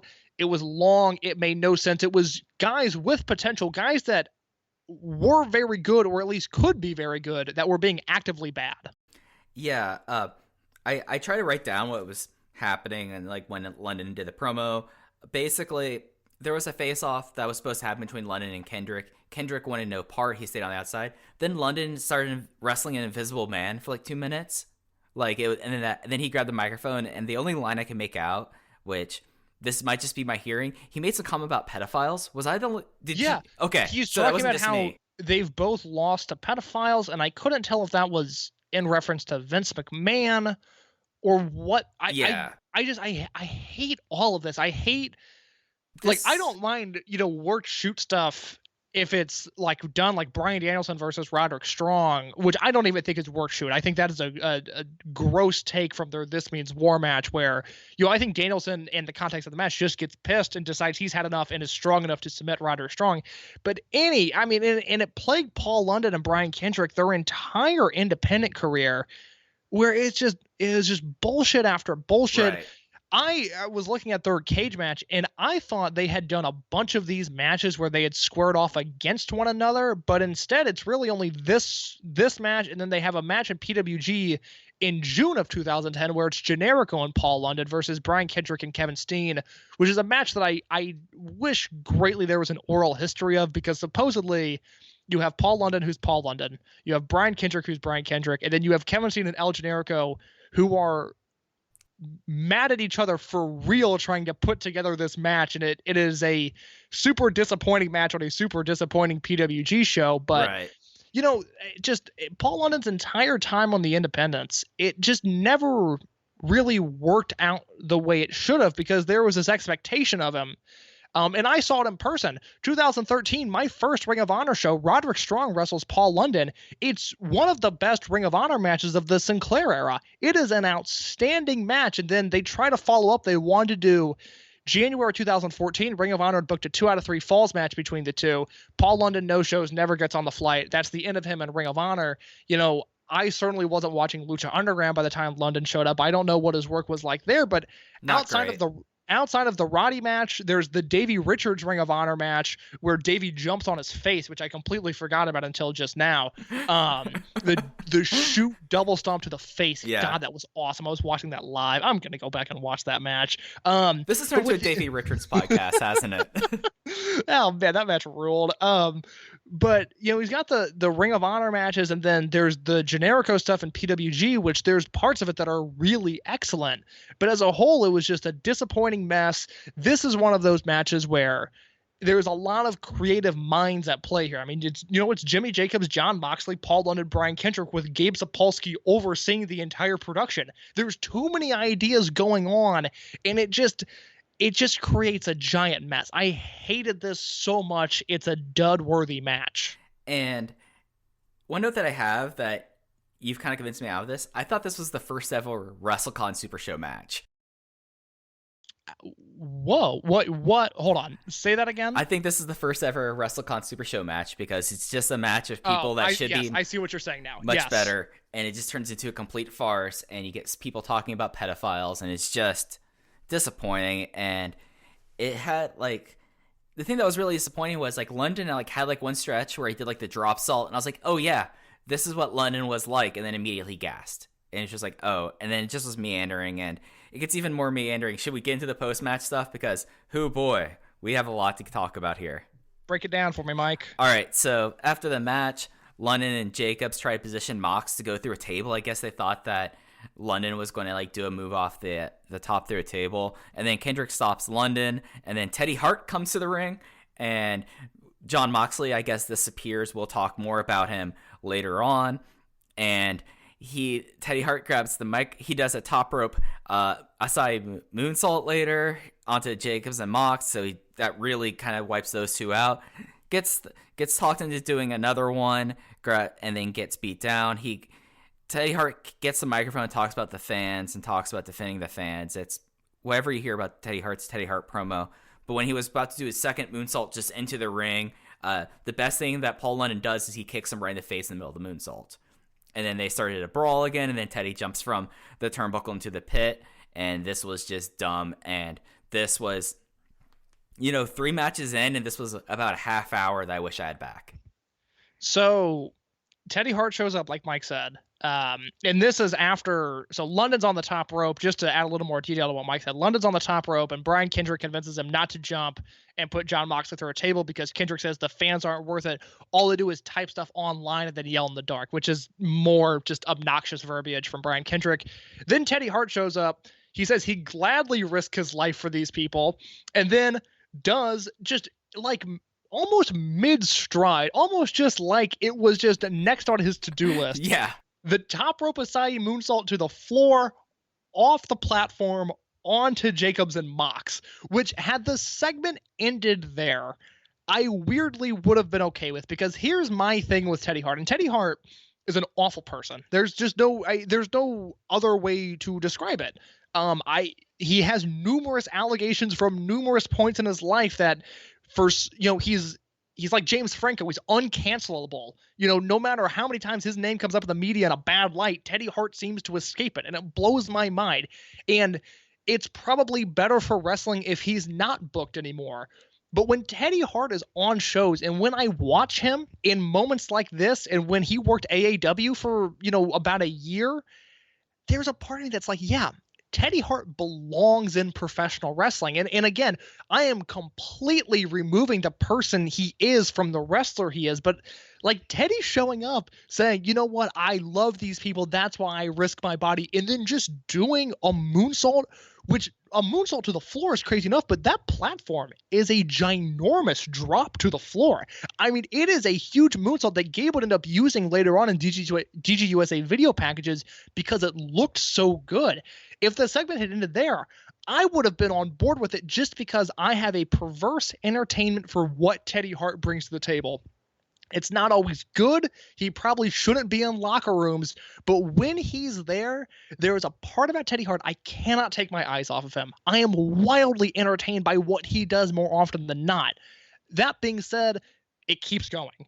And it keeps going, and it keeps going, and then he brawls with London and Kendrick, and then he does another dive, which is not as cool as the first one, and it keeps going. And it's just too long, and it's too much Teddy. Teddy Hart needs to be like an ECW TV show. His segments need to be 3 minutes long, and then there needs to be a hard cut to something else. Once Teddy hits 7 minutes, it's too much Teddy. It's just insane. And then, so this does seem like something that we'll get into later, where they were building up to something where Teddy Hart being Teddy Hart apparently got hurt, or probably didn't because it's Teddy Hart and he didn't want to like job or anything. But like he did that second dive he did, he apparently landed really wrong, and they said he broke his clavicle, which I've seen people right after they've broken their clavicle. That's usually not the case. I saw UT last year break his clavicle. It was not, you could tell immediately that something was wrong. He was just acting like Teddy Hart. Man, Teddy Hart rules. Like, there's a part of him I am just so entertained by. Again, he is an awful person, but there is something about him that is professional wrestling in its truest form. And I don't know. He shouldn't be booked in 2020. He should be in prison, quite honestly. Well, but he is right now. Yes, you're right. Yes, exactly. 10 years? If I'm watching footage from 10 years ago, I am so perversely entertained by what Teddy Hart brings to the table in just his entire deal. Well, Case, he'll be one of the people who was on the last ever DGUSA show. Oh, I know. It's not our last Teddy Hart conversation. This isn't our last Teddy Hart conversation. So after that, we started getting, well, we had our weird WrestleCon sojourn there, but let's get back to the actual show, which was a singles match with Masato Yoshino versus Shingo. Masato Yoshino, as Lenny Leonard said really smartly on the show, has been racking up falls since he got out of the whole Dragon Kid thing. He submitted Shingo Takagi with the Sol Naciente Kai in 16 minutes and 4 seconds. And, you know, this was like, I know I said this earlier, I think on like the first show about how the first match between BxB Hulk and Yamato felt like a King of Gate match. I take it back. This was a King of Gate match that they had right here. And I thought it was a solid match. You know, I thought this was a good match, but I mean, at this point in the show, I thought it was the best match of the show. And it was they played a part there, and I felt like that they definitely are doing something building up Masato Yoshino in this promotion, and that also crosses over to Masato Yoshino in Japan. I think I liked the opener more than this match. Really? Okay. There's something about Shingo and Yoshino that I have never totally vibed with. Now, I'm looking at their cage match.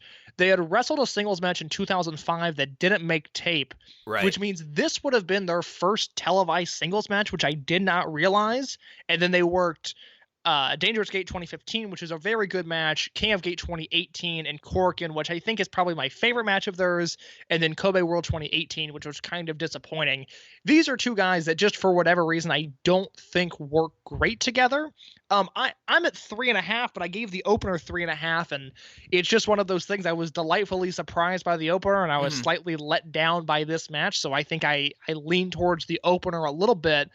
I do like to finish the Sol Naciente Kai and the way Yoshino kind of locked that in with Shingo doing the thing where he's lifting Yoshino up while in the Sol Naciente, and it looks like he's about to powerbomb out. And then Yoshino sweeps the leg, sends him to the ground, and gets him to tap there. Really interesting finish. I really, and this will come up later in the show, I had no idea Shingo had lost so many of these early DGUSA matches. Like, he's on a losing streak at this point. I don't know if he's won a match yet. Yeah. Which blows me away. No, absolutely. I mean, he was the person who took the fall at Fearless. He was the person who lost the fall against Dragon Kid in the Speed Muscle Doyoshi versus Takagi DK match, which is still my match of the promotion at this point. And then he took the fall against Davey. And what was the first show? I'm flipping through my notes. What was Doi? He lost to Doi, who was Dreamgate champion. Yeah. So he is over on the show, and that was something that only when Lane Leonard brought that up that it kind of played to me. I thought like the finish was awesome. I thought that the final stretch was great, especially with Yoshino was going for jungle for like a second time in the match. And the big thing about the match was, I don't know if this was something that happened at Compilation Gate or it was just something that was just built up for this match. He came in with like a heavily taped up knee, and he wasn't able to like get out of the first one, but then he was able to finally power through, do a power bomb into getting him up on his shoulders and running to the turnbuckle, doing the stage ream. That ruled. And then the idea of doing the Sol Naciente Kai when he's trying to power up again with the bum leg was, I thought, a really smart finish. But yeah, it's something with Shingo and Yoshino where I think my favorite match of theirs would have been the Dangerous Gate 2015. Like, I feel like that was probably their best match that I think I've seen in my opinion. Like, it's wild that this is their first ever televised singles match, though. Yeah, it's either the Dangerous Gate match or the King of Gate match they had. And the Dangerous Gate match, I have a more vivid memory of just because that set off what was a golden era in Dragon Gate for, another year. I mean, a really special time. You mentioned Compilation Gate, which happened on March 22nd, 2010 from Sumo Hall. So let's talk about that real quick in between Shingo and Yoshino and then the next match, which is why we're bringing it up. The Young Bucks cut a promo. They say it's fitting they're at the Celebrity Theater because they're on the way to becoming celebrities. And then Jack Evans comes out and it's not much of a promo. But Compilation Gate 2010 is a really big show. It's the last time that Dragon Gate ran Sumo Hall. And it's a strange card that features names like Makoto Hashi, Minoru Sawa, Juventud Guerrera. That's the wildest name. Like, let's not bury the lead there. Akibono, Abdullah the Butcher, and the main event match of Yamato defeating Naruki Doi for the Open the Dream Gate title, which means that the title versus title match that Gabe Sapolsky had announced ended up not becoming such. Do we think that Gabe was clued in on that wasn't going to happen? I think so, because my understanding is for the first year, he was pretty clued in on Dragon Gate booking. Now, I could be wrong, but my impression of it was always it's not until 2011, Junction 3 and Blood Warriors, which just, even by 2011, just the way the promotion was operating, that they were talking less and less. But I would like to think, at least I would like to hope, that less than a year into the promotion, Gabe is getting word of a major title change happening. Yeah, just because this was a big show, they wouldn't have the next one. They still had one more Sumo Hall show that was in the plans, but it was canceled because of the March 11th earthquake and typhoon. The one that Ronan was supposed to be on, but they had to go home. Right. Yeah. So this was a big show. I remember the Yamato versus Doi match. We might have talked about this off air or on air, but that was a incredibly it was an overdue finish, and it really kind of put Yamato up to the next level. Yamato came out with the Dream Gate during the TJP match. It's just more appropriate to talk about this here. Probably, with the exception of the Koji Kanemura match, probably my favorite match of Doi's Dream Gate run, at least in Japan. And then the rest of the show is just a whole bunch of weirdness. 2010 was really, now that we're talking about 2010 in Dragon Gate USA, was such the setup to Blood Warriors versus Junction 3 at this time. You still have Akibono as the Triangle Gate champion, as the Cho veterans going up against Abdul the Butcher. Mochizuki was bleeding out that match. And then the Twin Gate match, the reason why I asked if he was clued in there, because they brought Gamma over for this show, and I thought that maybe there could have been a thing where Osaka Zenroku reclaimed the Twin Gate titles. There was a time where they vacated and they got it back. And I could have seen them have a Twin Gate match on these shows, because why else would Gamma be coming over, to be frank? So it's just an interesting Well, because CIMA liked him. Well, it's his favorite partner. Yeah, that's the thing. I firmly believe that Gamma booking is CIMA saying, come to America. It's going to be awesome. People are going to love you. And, he was not completely wrong about that. No, you're right. One thing real quick, the Yamato versus Naruki Doi match, if you have not seen that, that's a Dragon Gate match that circulates pretty well on the internet. That is essential viewing. That, in my opinion, is a 4 3/4 star match. Recommended viewing if you have not seen it. Absolutely. And I'm trying to look at the rest of the match. I think I've said this before when we've talked about this. I need to rewatch this Brave Gate 3-way match where Super Sisha defeats Genki Horiguchi and Minonori Sawa. Even though it's 11 minutes long, that seems like that could be extremely my kind of thing. But it's a shame it's a triple threat match, because Shisa and Horiguchi have great chemistry, and Shisa and Sawa together sounds absolutely incredible. Right, yeah. Two things before we get into the last two matches, the backstage stuff.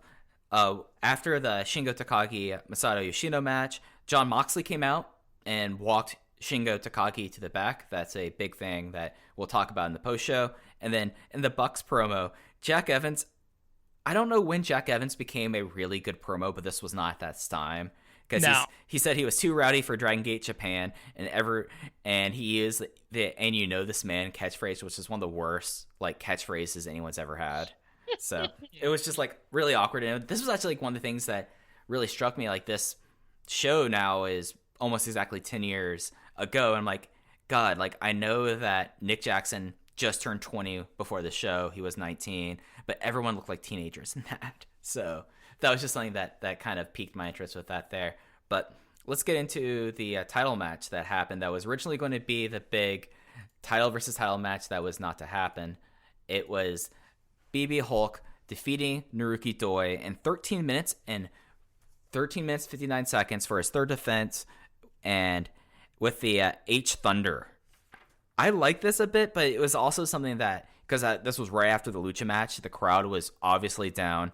They had a dancer girl, but this time she did not try to dance along with them. She just kind of went around in a circle and clapping, which is for the best. It's for the best. Absolutely for the best case. But it's interesting because I don't always think that they would later develop good chemistry, but at least this time, Hulk and Doi did not have excellent chemistry together, and it just was kind of a fast pace, and The other like big note I have is they got the crowd back into it, and Hulk really ate shit on the Phoenix Splash Miss. What were your thoughts on this match? So it's interesting. We're on separate pages here. Yeah, I I think we have different opinions this entire show, which is I think the first time we've been completely divergent on this series. Mike, we're on totally different pages here, which I find to be interesting. Other than the Jimmy Jacobs match, which we both thought was bad. It's why we do a podcast together, but I feel like this is probably a more apt comparison for the King of Gate style rather than Shingo versus Yoshino. This is almost more of a G1 sprint, really, because you're looking at two of the top 5 guys in the company. You know, at this point, it's Hulk, it's Doi, who's coming off of that massive Dreamgate run, it's Yamato, the Dreamgate champion, it's CIMA, and then, you know, I would probably say Shingo as that 5th guy. But you're looking at these guys that are on a really elevated state on the card, and they come out here and work, you know, a 14-minute sprint, which quite honestly is the way that BxB Hulk matches, you know, singles matches should probably be worked unless he's in the ring with Shingo, because he's got a shot here to do all of his moves. They all connect well. He never overstays his welcome. He never really has to do any sort of extended selling. And Naruki Doi has such high impact offense, likely because Naruki Doi is just hitting you really hard, that Hulk is able to kind of bounce around the ring in a way that is very entertaining. And I like their chemistry together. I like their Gate of Destiny 2009 match. They would have a feud in 2014 that I really enjoyed. But for me, this is a 4-star match and a really good showcase of BxB Hulk at this time period working to the best of his ability. You know, I do like the chemistry that they especially showed when it was during Hulk's Open the Dreamgate reign. It just seems like for me that maybe the crowd was something that kind of pulled me out of this. And you're absolutely right. Like, this match definitely is more of the King of Gate sprint style like that, especially for this here. It's interesting how, like, positions have changed in this promotion. Like, this is less than a week after Doi lost the Dreamgate title, and this would be like a thing where Doi kind of is in a weird place until he turns on Yoshino, you know? And that's something that I feel like is interesting to watch this in context, but as soon as the crowd really got into this, like, this match definitely set up. Like, I went 3 3/4, but I think in retrospect, the more I'm thinking about it, it's a solid 4-star match, and it's easily the best singles match on the show. I think I like the main event a bit more, but I thought that this was just like an interesting time. I feel like this whole entire show, maybe I should do all my research like a good few days before I watch these guys, because I feel like that maybe is what colored my opinion of the show, because I did all the research and then I watched the show, and I guess all the negativity from like all the build up and that maybe rubbed off a little bit on my rewatch of this. Yeah, I don't know. I have really fond memories of World 1 Doi. I think just because when I was first getting into the company, for whatever reason, I think there was a lot of that footage out there. Yeah. Which is, I guess I should clarify. I have a lot of fond footage or fond memories of World 1 Doi when he's not defending the Open the Dreamgate title. That is typically where I have an issue, with the exception of the BxB Hulk match that I really, really like. And, you know, we've obviously made a Davey Richards revelation on this podcast, but the other guy that stock has been improved by doing this series is BxB Hulk, because, you know, I mean, I've talked about it almost every episode now, but you forget just, you know, the way this guy could move and bounce is really the word. The way this guy could bounce around the ring was really, really unique. And it's just something that as he's gotten older, as he's put on weight, and as he's gotten more hurt, he's unable to do.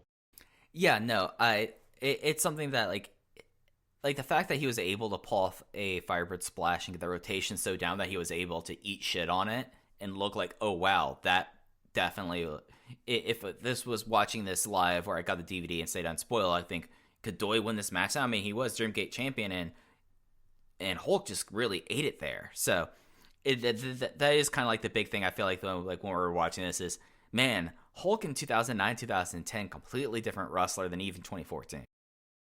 Yeah, and then, you know, it's a weird 5-year stretch for him where, you know, he's babyface Hulk here and is kind of at the end of that run.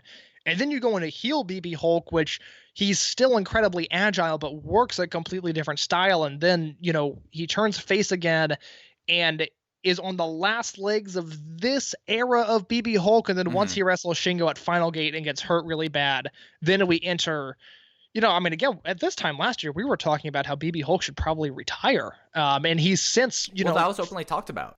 Yeah, and he's since been able to change his style a little bit to now, I really enjoy watching BB Hulk again, but it's been 10 years since this run. It makes sense that he's not the same wrestler, but when he aged, I mean, he went quick and he went fast, and I'm happy that he seems to, at least my understanding is he's just a happier person now than he was these past few years because he was dealing with so many injuries.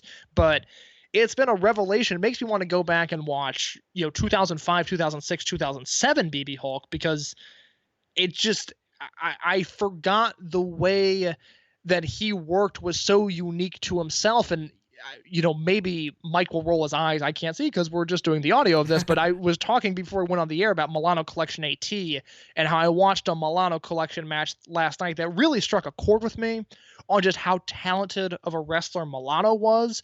And part of the way Milano just operated was that he moved around the ring like nobody else. And I think Milano was, and I like BB Hulk. Milano at his peak was 10 times more talented than BB Hulk ever was. We just never got to see a lot of Yamato because of Milano rather, because he left in 2005 in Dragon Gate, and then his New Japan stuff. By that point, he had accumulated injuries, but Hulk has that same quality of just moving around the ring like nobody else. And the way he takes bumps, the way he flails around the ring, it's all so different. And it's something that I just had completely forgotten about and that I have really, really enjoyed watching. Yeah, and I was lucky to see Hulk and the new Hazard team with him and Shingo at the WrestleMania weekend in 2008, where it was them versus Dean Jericho. And it was such a different thing. And for a while, before really Akira Tozawa kind of became my one true pair as like my big fandom in Dragon Gate, I was a big Hulk guy during that time period. Like, he was so singular, and I think the Milano comp isn't unfair, just because Milano is someone that, to this day, I mean, he was a very awkward, physically looking person. I mean, he was very tall, never really had too much muscle on him until he went to the States and he discovered his love of Pringles chips. But he was just he moved so differently. But seeing him in these matches just reminds you of, like, even up until that Shingo match at Final Gate, like, he literally destroyed himself in that match. He was such a different person. Even like in 2014, he wasn't doing Phoenix splashes anymore, but he still kind of had that. And then we lost it for 5 years. Now he's found this heel role that I think works really well for him, especially in his time of career. But yeah, no, we really were talking about the end of BB Hulk, and it's just remarkable to go back and watch this. Absolutely, and then that takes us to the main event. CIMA, Gamma, and Dragon Kid representing Warriors versus the Young Bucks and Jack Evans, who Jack Evans at this point had not worked a Dragon Gate show since WrestleJam 2008, which was January of that year, and before that had not worked since Kobe World 2007. So it had been a very long time since Jack Evans had worked with the Dragon Gate crew. Yeah, and at this time, he pretty much left Dragon Gate and did AAA.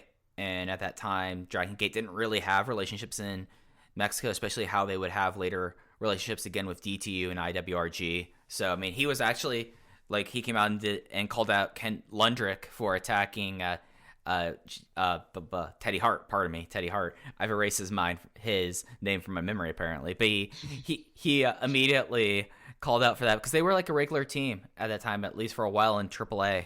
And it was so remarkable to like see this match, and the finish was a Meteor after a Gamma special on Matt. This match went 18 minutes, so on the main card, this was the longest match that did not involve the Lucha guys. So it gives you a sense of like how this show was like, seems like if you were there live, it would have been a very exhausting experience having to sit through a 15-minute fray and then all the production probably for Bob Saget, and then the full show itself, basically a half hour for the Kendrick and Moxley versus Jacobs in London with Teddy Hart, and then the Lucha mat. Like, you could tell like how exhausted the crowd was, but maybe it was just me. I loved this match. Like, I thought this was great. It was charming how much the crowd loved Gamma and were up for Gamma's things, and even doing like the water spit and the Sweet Angel's Kiss, the crowd was all for. And it just was like one of those things that seeing Evans back in a ring and facing off against people that he obviously had like such history with, like CIMA and Dragon Kid, I felt like was a really special moment. I went 4 stars. This was my match of the show. So I went 4 1/4. I really liked this match. I couldn't believe it was only 18 minutes. I thought they had so much more left in the tank for what they could do. Yeah. And the finish came just after a series of moves where it didn't feel flat, but when the 3 count happened, I was disappointed to an extent of like, oh man, I thought there was going to be more. And I think if they do this match, 100 times, 99 times out of 100, they're going to hit that next level, because it felt like they were on their way there. Just for whatever reason, they only went 18 minutes here. There's 5 guys that are really good in this match. I think CIMA, Dragon Kid, the Young Bucks, and Gamma really hold up their end of the bargain. It's Jack Evans, who in this will sound like a knock. This will annoy some people probably more than it should, but Jack Evans was working like someone who had spent the last year and a half in AAA, because there was a move-to-move precision that Dragon Gate just has. That house style is so clean, and Jack Evans has never really had that, but you could tell he was working like a luchador. His stuff was just kind of wild and all over the place, and it didn't look right meshing with the Young Bucks, who are so clean, and just everything they do is so well timed. And then the CIMA Dragon Kid Gamma combo, I mean, that is precision. Well, when Gamma's on, it's precision to the highest degree, and Gamma was on this night. So I thought 5 of the guys were really good here. Evans, I get the idea, even though I don't think this was the initial plan. Evans main eventing a DGUSA show and being in the 6-man tag, I understand as a draw. Like, I get why Gabe did this, but he was not on the level of everybody else here. Although there was one moment where he and the Young Bucks did moonsaults off the stage platform onto the floor, which even that looked like a huge drop, which makes Teddy Hart's Asai moonsault look even more insane. Yeah, and I guess like the thing that kind of strikes me about not Teddy. We mentioned Teddy once, and it just Teddy Hart on the brain. Hart's on the brain. Yeah. But with Jack, is really for a while, like he still did some Ring of Honor in 08 and 09, but really he was at this point purely in Mexico, and he would be fully in Mexico pretty much at this point. He did a couple of Pro Wrestling Noah tours, which is wild to me in a lot of different ways, but you see Teddy, I said it again, you see Jack. You see Jack Evans, and it's just like, you could tell, like, especially if you watch a lot of his Dragon Gate stuff and like the Wrestle Jam stuff and like all that, you could tell that he really at that point was still the same guy. Like if you watch like some of his stuff with Typhoon, you could definitely see, like, I don't think there was much of a difference there. Like, he did not necessarily grow. It maybe even took like Lucha Underground and him just being a full-time just obnoxious heel for him to kind of reach that level again. But in terms of his in-ring style, or how he was out of the ring? Oh, in-ring. Yeah. I feel like he was the exact same person that you watched in 2005 and I gotcha. 2007. Okay, yeah. And it's not a bad thing. It's just one of those things that, like, when you like watch it, you're like, this is a guy who's kind of 2 years behind. Yeah, it was just jarring seeing him in this area, when I think teaming with the Young Bucks was more of a hindrance than anything, because everything they did was so on point. And it's, like it to your point, it's Jack Evans. He's always kind of been this guy where he does these amazing things, but they're not exactly crisp. And I just thought he was exposed to an extent in this match, and I attribute that, I think, a little bit more to, had he been working Dragon Gate all of 2008 and 2009, I don't think he would have had these issues, but he was in AAA instead, which is a much more lax house style. Yeah, you lose the clip that you work at. But this still was, like, maybe it is the feeling nostalgia for me, but it's just one of those things that seeing him back in the ring with him, and I think this is probably, unless there's some matches in Mexico when CIMA is down there, like for the last time until All Elite Wrestling, it was just kind of like hitting me at like I wouldn't say emotional spot, but it definitely like resonated a little bit with me. It's like, wow, this is a guy that was really the first Gaijin. Like, it was him, and then like you had Roderick Strong there very shortly. And Jack Evans and chubby Roderick Strong. I mean, those were the first Americans in Dragon Gate. And then Roderick Strong got kicked out of Dragon Gate, and then later you would have like people like Seidel and Pac, of course, really become like the house Gaijin. But like, this was kind of like one of those things that there definitely was an alternative reality where the Bucks don't sign the TNA deal. They ended up being able to stay in Dragon Gate full time.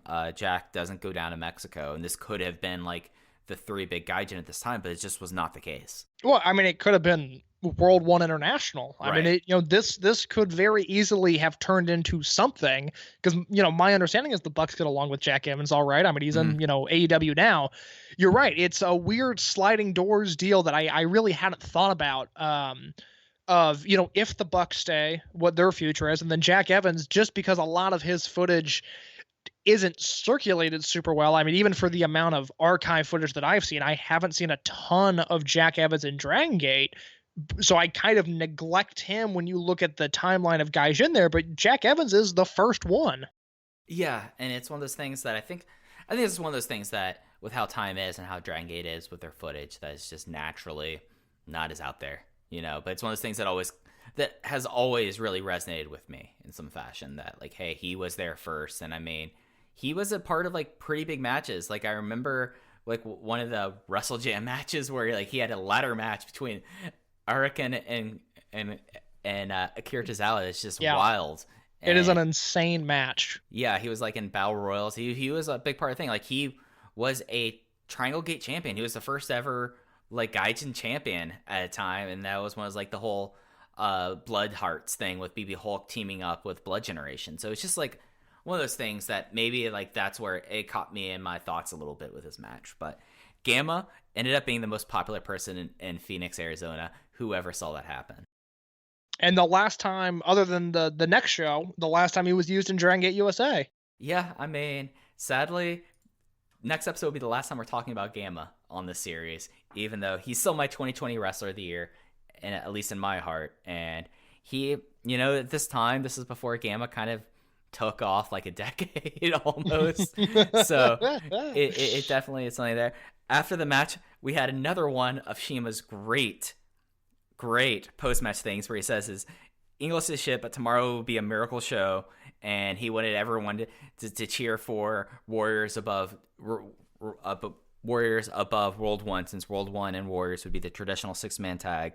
And just was like so charming. Like the crowd that was still there was really into CIMA's thing, and it just like in Gamma the entire time is kind of chuckling in the corner. It just was like a really fun like way.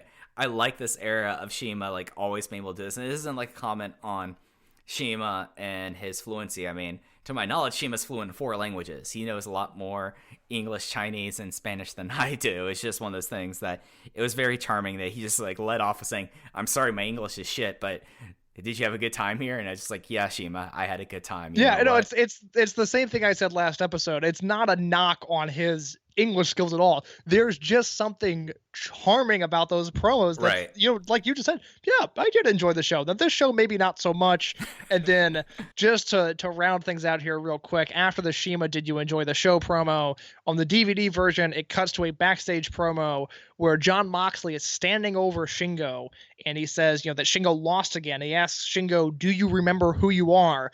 Mox said he doesn't want to use the word lazy, and then before he can finish his sentence, Shingo slaps him. Shingo tries to beat him up even more, but Jon Moxley grabs Christina Von Eerie and holds her in front of him so Shingo can't attack, and then Mox tells him to step it up, and that is how the show ends. A Christina Von Eerie sighting in 2010.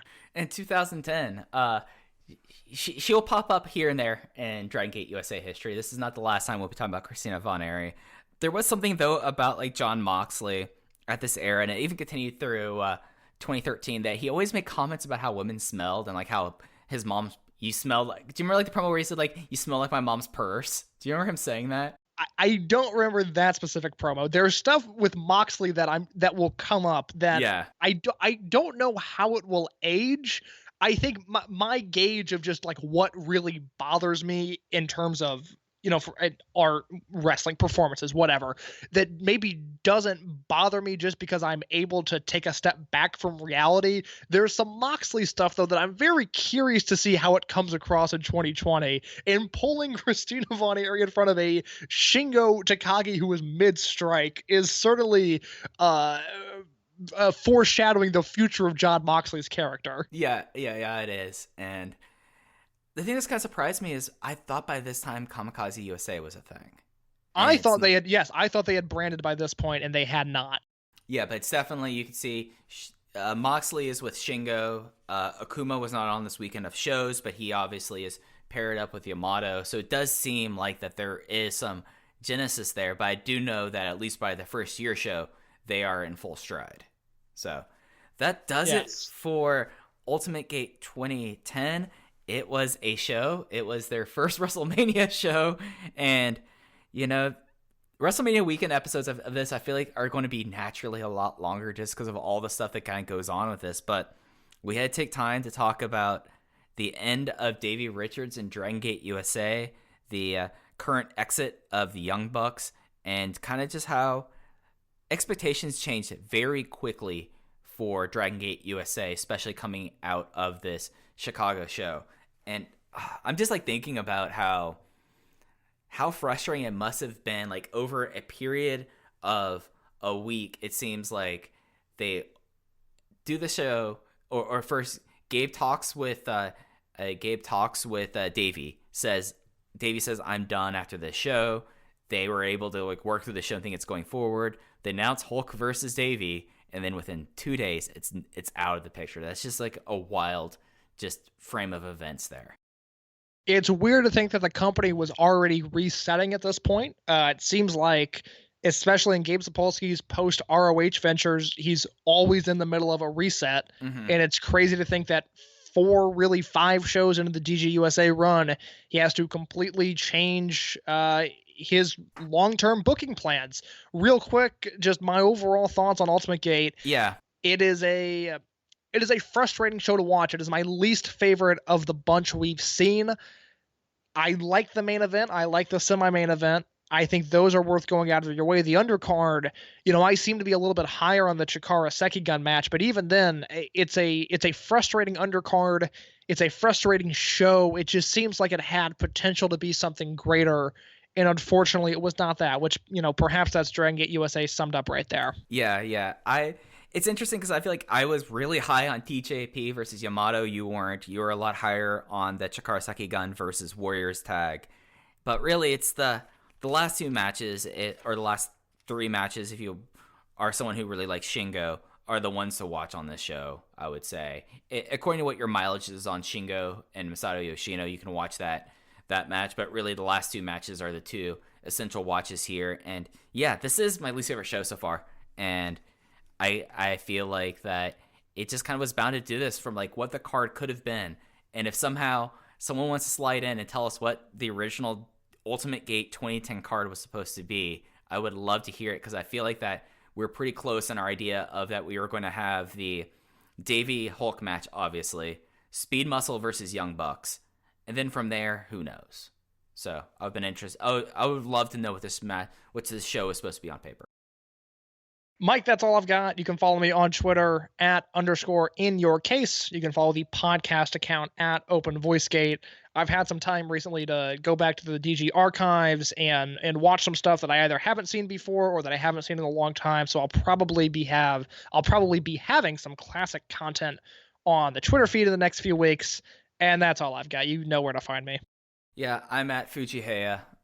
I've been thinking about maybe going back and trying to watch, because I remember 2007 being a big year, and I feel like I would like 2007. So I think I might go back and watch 2007. So you might be watching some T2P and Milano. I might be watching like the rise and fall of New Hazard going into Real Hazard and the rise of World 1. That seems to be what my mind is scratching for right now. But that's going to do it. So for Case, I'm Mike, and we'll catch you next time.